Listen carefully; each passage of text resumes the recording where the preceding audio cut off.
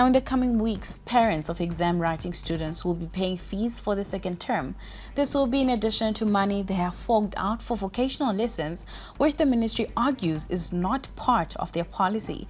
For most of the parents, they really have no choice but to follow school directives in fear that their children may fail exams. Late last week, Primary and Secondary Education Ministry issued a statement saying those schools that had gone against their directive not to hold vocational lessons will be punished.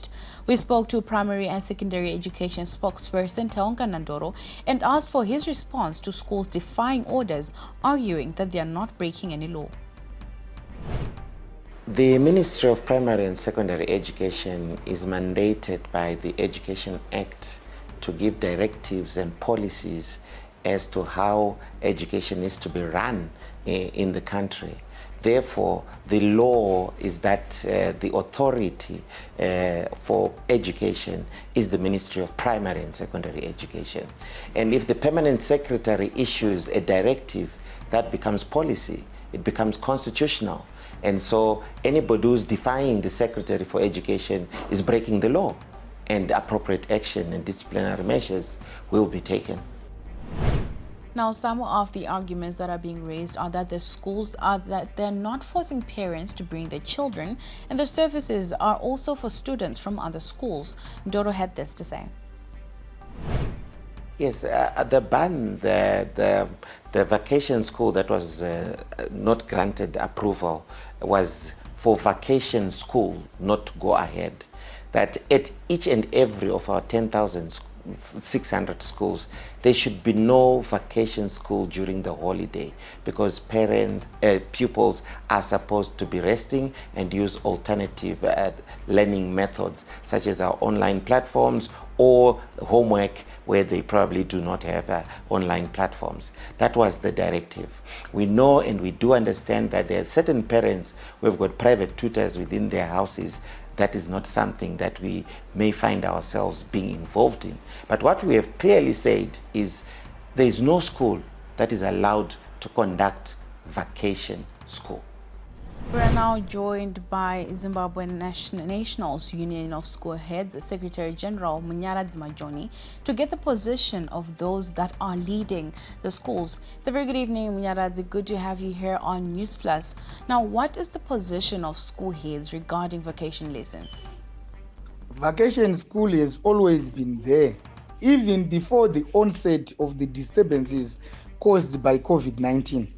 For the avoidance of doubt, there is a circular from the Ministry of Primary and Secondary Education which directs schools to apply for vacation school after meeting parents and guardians of candidates every year.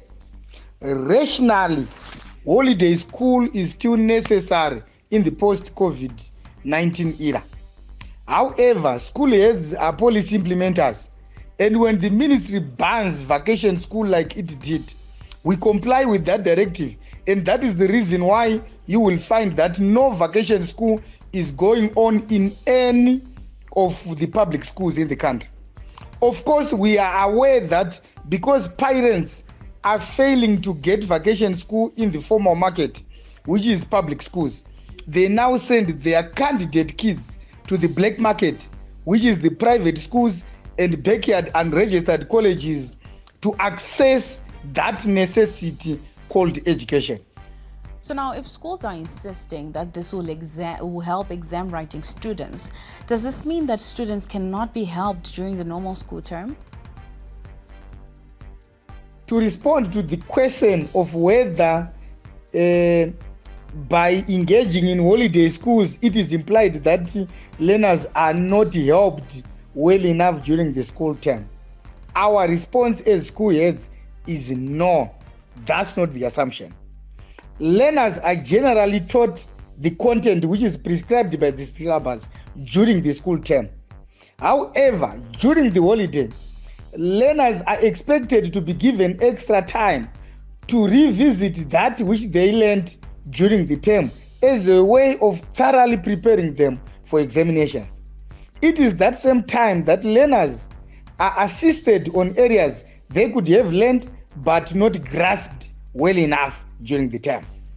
In short, vacation school is for revision and specifically preparing learners for the exam. For the avoidance of doubt, we are still to get to 50% for both grade 7s and O levels. And surely that's a worrying statistic for the country. Although we won't defy the order of government on vacation school, we are only telling the ministry that vacation school is still necessary, especially if it was to be formalized. So now, given that some parents say they have no option but to send their kids to vacation school, is this not a violation of their rights? However, I'd like to re-emphasize the point that school heads are policy implementers and not policy makers. So we work with the directives from the Ministry of Primary and Secondary Education, and that is the reason why we are following the directive not to conduct a vacation school in the public schools that we lead. That one is beyond doubt. I can assure you that all our members are not engaging in vacation school in the formal setting. That is a fact. But of course, we may not have control over what happens outside the schools. Konapo, ipapo pa ZTN Prime, DSTV channel 294, the place to be.